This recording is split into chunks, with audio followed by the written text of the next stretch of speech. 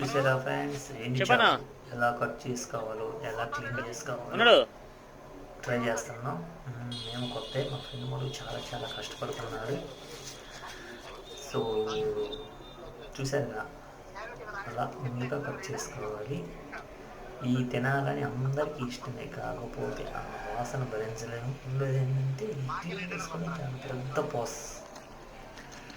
So అవి cut చేసుకున్న ముక్కల్ని ఈ విధంగా మావేసి వేసి అందరూ ఒక సెట్లు వేసి కడిగితే పోతుంది.